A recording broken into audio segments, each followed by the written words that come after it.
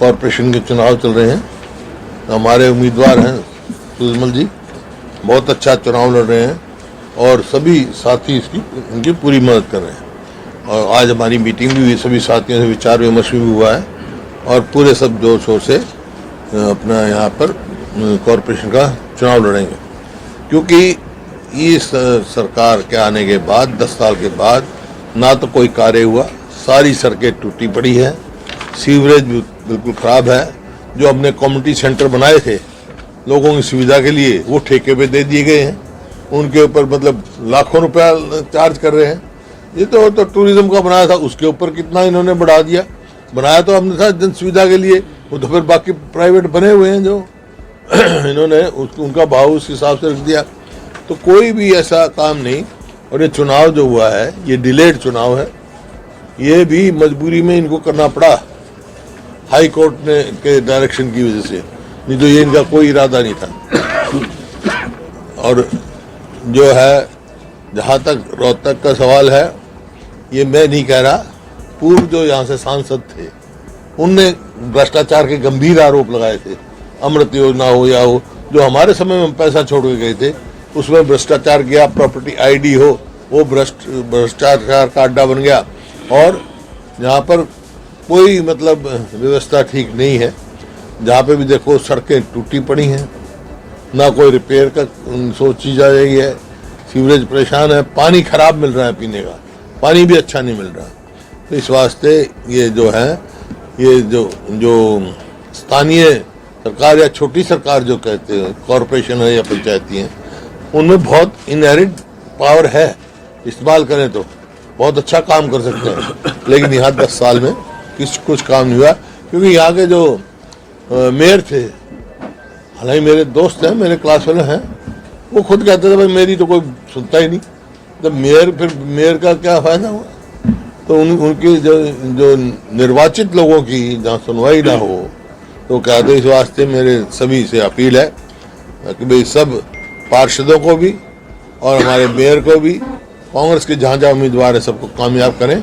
अभी मैं गया था यहाँ, जो सुभाष बत्रा जी की बेटी लड़ रही है, हमारी बेटी है, चुनाव लड़ रही है, चाय पे गया था इनके घर, वहाँ जो रिस्पांस देखा मैंने, लोगों का बहुत अच्छा रिस्पांस है, बहुत अच्छे होंगे। तो इस प्रकार से हर कैंडिडेट हमारा मजबूत है और लोग कांग्रेस पे उम्मीद लगाए रहे बैठे। सर, जो कंप्लेंट फाइल की गई है इलेक्शन कमीशन ने कोई अभी तक संज्ञान नहीं लिया, इसके पीछे रीजन क्या है? सरकार के दबाव में काम करे इलेक्शन कमीशन? निश्चित रूप से है, तो जवाब देना चाहिए, मुख्यमंत्री की एक्सप्लेनेशन मांगनी चाहिए, सब कुछ मांगनी चाहिए उनका। हाँ, तीन उसी कॉपी में आपको दे।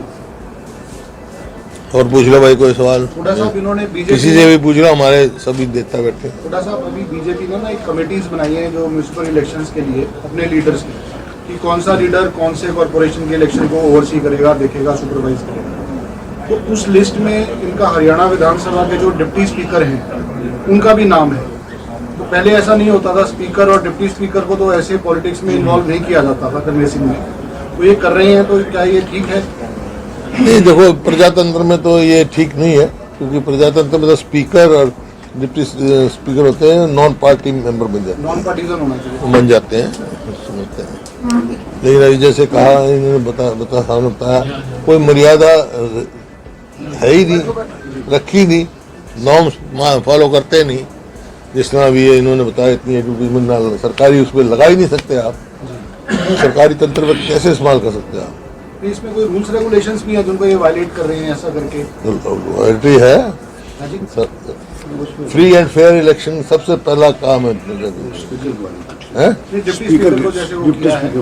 नहीं, ये तो कन्वेंशन है भाई, कन्वेंशन जो है वो it overcomes every rule and regulation.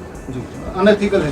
हाँ, भाजपा के नेता ये करें कि कांग्रेस के पास तो प्रत्याशी नहीं मिल रहे खड़ा करने के लिए, क्यों, ये क्या है? प्रत्याशी ना, कुछ वार्ड ऐसे भी हैं जिनमें प्रत्याशी सिंबल नहीं दिया गया है। चलो तो कोई नहीं, देख के सब सोच के पार्टी ने फैसला किया है। कई पार्षद ऐसे हैं सर जो अपना चुनाव लड़ रहे हैं और मेयर तक का फोटो तक नहीं है। किसने कह दिया तेरे को? कई जगह। हाँ, कोई बात नहीं, मेरे पास मेयर साहब की कोई कंप्लेंट नहीं आई इस बात।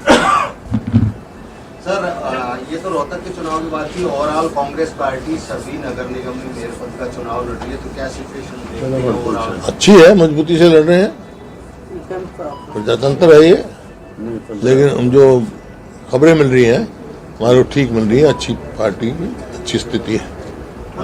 मुख्यमंत्री इन चुनाव के अंदर भी जो हरियाणा सरकार तो फिलहाल काम कर रही है उनको मुद्दा बनाकर लड़ रही है, तो कांग्रेस पार्टी वो तो सबसे बड़ा मुद्दा है। 100 दिन में किया क्या इन्होंने, यही तो पूछ रहे हैं। ये जो कहा महिलाओं को 21, ये तो विधानसभा चुनाव में वायदा किया था, 4 महीने हो गए आज। अब ये भी वायदा झूठा करेंगे, झूठे वायदे की हमारा इनका वो। अगर आप ये वीडियो YouTube पर देख रहे हैं तो हमारे चैनल को सब्सक्राइब करें और बेल आइकन को दबाना ना भूलें। अगर आप Facebook पर ये वीडियो देख रहे हैं तो हमारे पेज को लाइक करें।